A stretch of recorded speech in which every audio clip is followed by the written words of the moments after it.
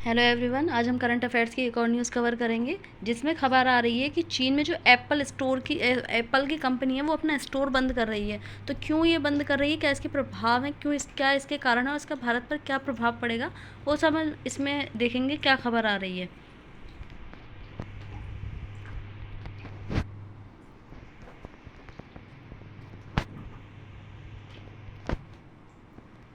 तो चीन में पहली बार एप्पल स्टोर बंद, पहली बार ऐसा होने जा रहा है। खबर क्या है?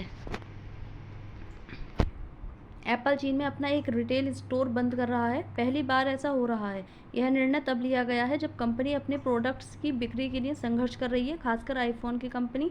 यह स्टोर बंद करना एप्पल की चीन में पिछड़ने की एक और इशारा माना जा रहा है, जहां स्थानीय कंपनियों से प्रतिस्पर्धा तेज़ हो गई है। यानी कि जो चीन है वहाँ पर अपनी कंपनियाँ उसकी उठ रही हैं, जो स्वदेशी कंपनियाँ हैं, और वहाँ पर इन जैसी कंपनियों को, जो बाहर की इन्वेस्ट की हुई कंपनियाँ हैं, वो जो है प्रतिस्पर्धा कर रही हैं। कॉम्पिटिशन चल रहा है बहुत ज़्यादा, और हमें पता है जब स्वदेशी चीज़ बनने लगती है तो नागरिक अपने ही देश की ओर ज़्यादा अग्रसर होते हैं। बंद करने के कारण क्या है? चीन में स्थानीय ब्रांड्स की प्रतिस्पर्धा तेज़ हो गई है, बिक्री में गिरावट और ग्राहकों की बदलती प्राथमिकताएं इसका एक कारण है, क्योंकि जो ग्राहक हैं वह जो स्वदेशी चीज़ें हैं, यानी कि जो चीन में ही निर्मित हो रही हैं, उनकी ओर ज़्यादा अग्रसर हो रही है। कंपनी का लागत में कटौती और पुनर्गठन का प्रयास भी इसका एक मुख्य कारण माना जा रहा है।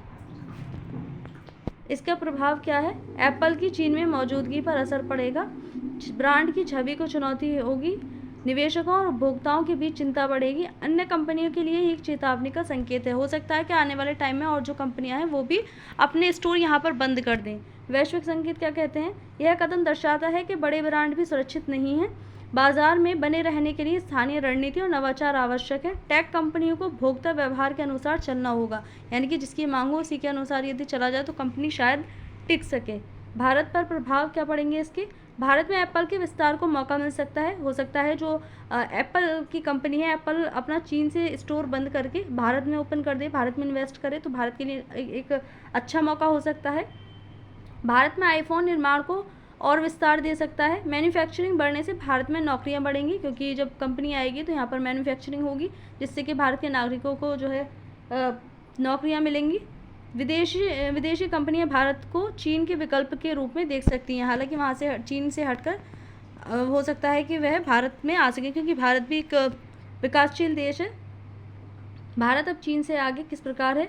डिजिटल भुगतान में बढ़त के कारण भारत चाइना से आगे है कहीं ना कहीं। सबसे सस्ता मोबाइल डेटा होने के कारण, क्योंकि हर जगह, हर एक कोने में जो मोबाइल डेटा है भारत में वो पहुंच रहा है। स्टार्टअप और आईटी सेक्टर में तेज़ी आ रही है भारत के।